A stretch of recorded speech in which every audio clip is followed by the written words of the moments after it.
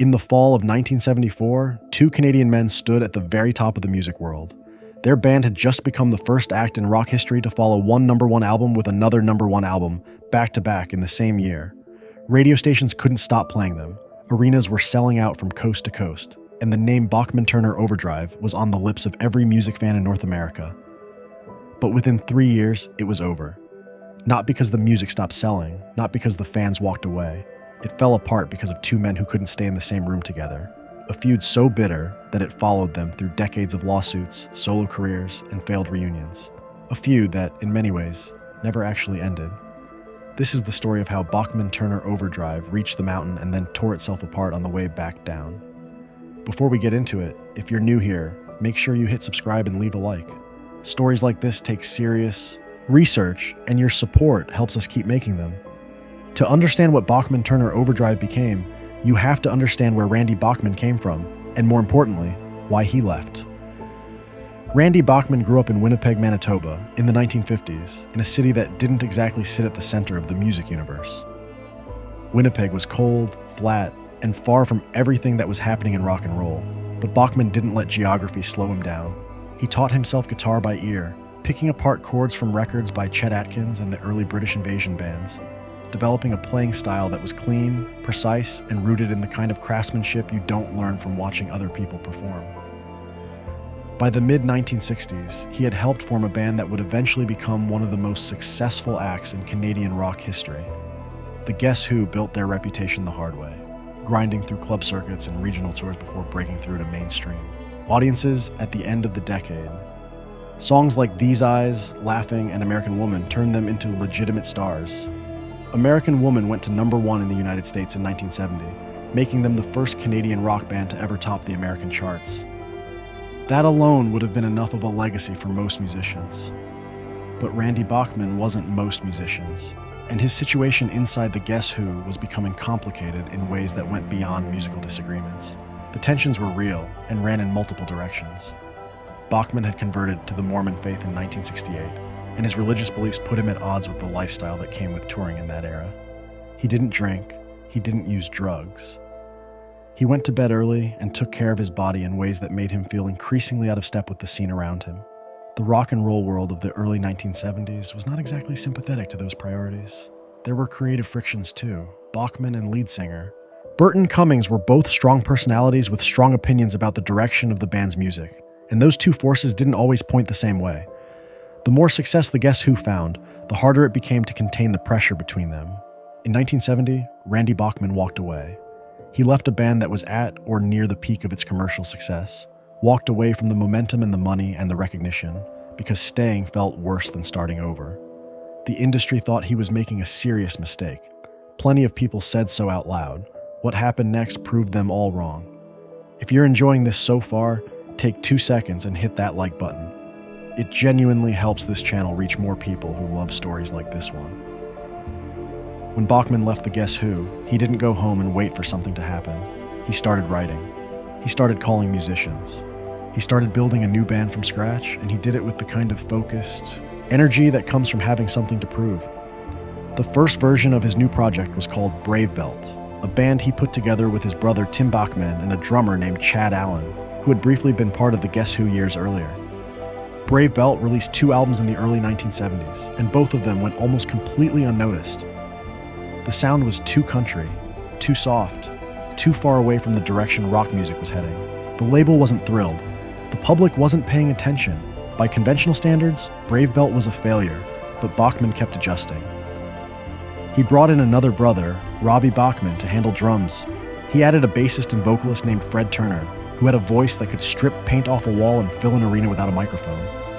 Fred Turner was raw, powerful, and completely committed, the kind of frontman who didn't perform so much as attack the stage. And his last name, combined with the Bachman family name, gave the new lineup its identity. Bachman-Turner Overdrive was not a subtle name. It told you everything you needed to know before you heard a single note. It sounded like something that moved fast and hit hard, which turned out to be exactly what the music sounded like. The band signed with Mercury Records and released their debut album in 1973. It didn't exactly set the world on fire immediately, but it started building momentum. particularly with a track called Let It Ride that began getting radio play and introducing the band to a wider audience. The sound was direct, guitar-driven, and unapologetically loud in the best possible way. There was nothing complicated about what BTO was doing. They weren't trying to be art rock or experimental or progressive. They were trying to make music that made people want to turn up the volume and drive too fast, and they were getting very good at it. The follow-up album, called Bachman-Turner Overdrive 2, arrived later in 1973, and it contained the song that would change everything for the band. Taking Care of Business became one of the defining rock radio tracks of that entire era, a riff so immediately recognizable that you could hear two notes and know exactly what song it was. The song was built around a guitar line that Bachman had originally written years earlier, almost as a joke, a melody so simple and direct that he'd assumed no one would take it seriously. He was very wrong. Taking Care of Business climbed the charts and brought Bachman-Turner Overdrive to a level of national attention that Brave Belt had never come close to reaching. Suddenly, people knew who they were. Suddenly, radio programmers were calling. And suddenly, the expectations for their third album were enormous. What BTO did in 1974 had never been done before, and the numbers make it worth spelling out clearly. Their third album, Not Fragile, was released in August of 1974. It went to number 1 on the Billboard charts almost immediately and stayed there for weeks. The lead single, You Ain't Seen Nothing Yet, became one of the most played songs on rock radio anywhere in the world. It hit number 1 in the United States, number 1 in Canada, and cracked charts in markets the band hadn't even targeted. The stutter effect in Bachman's vocal performance on that track, which he originally included almost as an in-joke reference to a speech impediment carried by his brother Gary, became one of the most memorable sonic signatures in 1970s rock. But here's what made the achievement stand apart from everything else happening in music that year. Not Fragile had followed Bachman-Turner Overdrive 2 to the top of the charts, making BTO the first rock act in history to have consecutive albums both reach number 1. Back to back, same band, same year. It had never been done before. The band was everywhere. Their concerts were selling out venues that had turned away from hard rock just a few years earlier. Magazine covers, radio interviews, major television. Appearances. Bachman-Turner Overdrive had gone from a band that couldn't get Brave Belt noticed to one of the biggest acts in North America in the span of about 2 years. Fred Turner was emerging as a crucial counterbalance to Bachman's leadership. Turner was not a background player. He had a commanding presence, a voice built for arenas, and a growing sense that his contributions to the band's sound and success deserved recognition that matched what Bachman was receiving. The dynamic between the two of them was functional, even productive, during the peak years. But productive tension and destructive tension can look similar from the outside, and the line between them is often thinner than it appears. Tim Bachman had actually left the band during this period due to his own set of personal tensions, and had been replaced by guitarist Blair Thornton, who slotted into the lineup smoothly enough that many fans didn't notice the transition immediately. The core of the band was holding, or of, together, but the cracks were already beginning to form beneath the surface of all that success. Their fourth album, 4-Wheel Drive, released in 1975, continued the commercial momentum with another top 10 record. BTO was delivering consistently enough that it seemed reasonable to wonder if they could keep this going indefinitely. The answer, as it turned out, was no. The years between 1975 and 1977 were when everything that had been building beneath the surface of Bachman-Turner Overdrive finally broke through. Touring at the level BTO was operating at is a physically and emotionally demanding experience under the best circumstances. The band was on the road constantly, moving from city to city, playing the same songs night after night, trying to maintain the energy of a live show while managing the logistics of a full touring operation. Randy Bachman had chosen this life deliberately, but living it was different from choosing it. The creative relationship between Bachman and Turner had started as a genuine collaboration, with each man bringing something essential to the table. Bachman was the architect, the guitarist, the songwriter with the technical foundation and the industry connections. Turner was the engine, the vocalist, the performer who could take a song that looked good on paper and make an arena full of people feel it in their chest. They needed each other, but needing someone and getting along with them are not always the same thing. The tensions became harder to manage as the band's schedule intensified, and the personalities involved had less and less room to breathe. Randy Bachman had always operated the band with a certain level of control that reflected his role as its founder and primary creative force.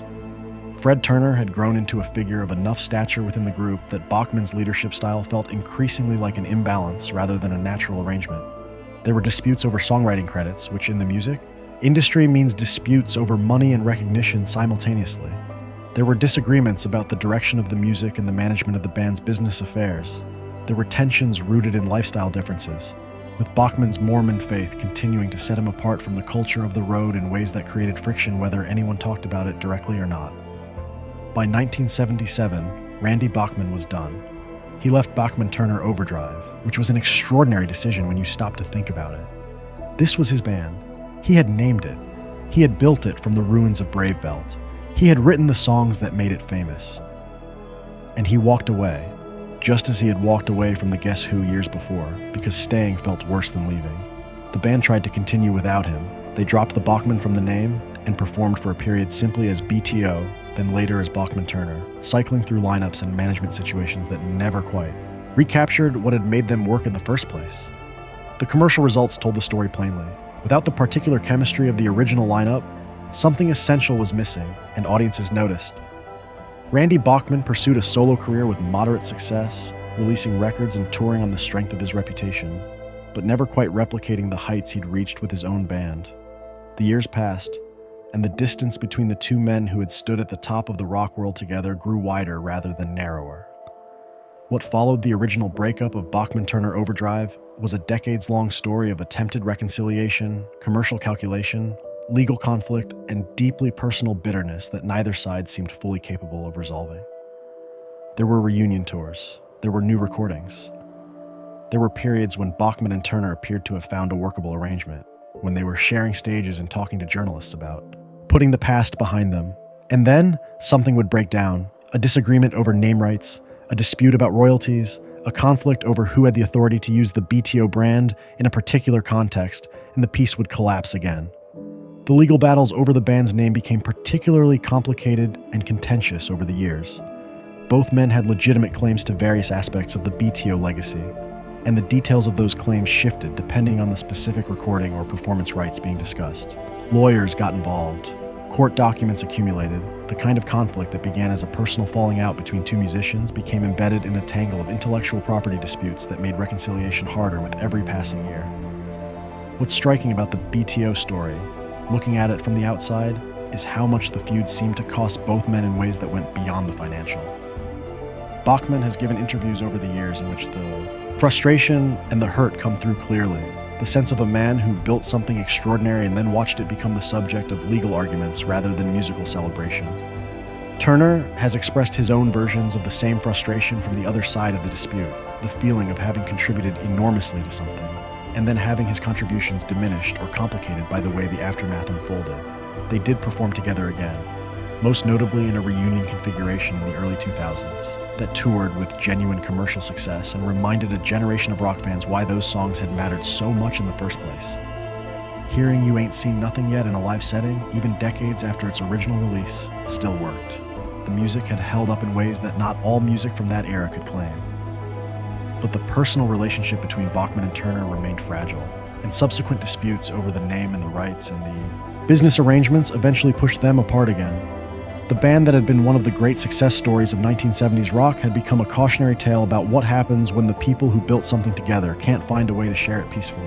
Bachman-Turner Overdrive's place in rock history is secure in ways that the feud and the legal battles and the failed reunions can't erase. Taking Care of Business remains one of the most recognized guitar riffs in the history of the genre, a piece of music so embedded in the culture that it appears in movies, television commercials, sporting events, and political rallies without anyone needing to explain where it came from. You Ain't Seen Nothing Yet reached audiences that most bands from that era couldn't have imagined. The back-to-back #1 albums still stand as a record of commercial achievement that holds up against anything that came before or after. What BTO did was make hard rock accessible without watering it down. They were loud and direct and unambiguous about what kind of music they were making, but they were also melodic and structured in ways that let the songs work on radio and in arenas simultaneously. That combination is harder to achieve than it looks, and Bachman in particular deserves credit for understanding how to build a song that could satisfy both requirements. Randy Bachman was inducted into the Canadian Music Hall of Fame, has been recognized for his contributions to rock guitar, and continues to perform and record in his 70s. Fred Turner has been similarly honored and continues to be acknowledged for the power of his vocal contribution to the BTO sound. Both men's roles in creating something that mattered to millions of people are genuinely beyond dispute. But the story of what they built together and what happened to it after it fell apart is a reminder that talent and success don't automatically come with the tools to hold things together when the pressures get serious. The Guess Who's split hurt, the BTO collapse hurt more, and the decades of legal and personal conflict that followed added a layer of sadness to a legacy that could have been nothing but triumphant. Two men reached the top of the mountain together and couldn't agree on who had carried more of the weight to get there. That argument cost them both more than either of them probably ever intended to pay. Bachman-Turner Overdrive started as an act of stubbornness, a man who had already walked away from one successful band deciding to build another one from scratch, and pulling it off in ways that the entire industry hadn't expected. They reached heights in 1974 that no Canadian rock band had ever reached before, and the music they made in those years has outlasted the conflict that eventually consumed them. What's left is the riff, the voice, and the records. And as consolation prizes go, those are not bad ones to leave behind. If you made it all the way to the end of this video, that means this story hit the way it was supposed to, and that means a lot. Hit the like button if you enjoyed it, subscribe so you don't miss the next deep dive, and share this with someone who grew up with these songs. Stories like BTO's deserve to be told, and your support is what makes that possible. We'll see you in the next one. Football.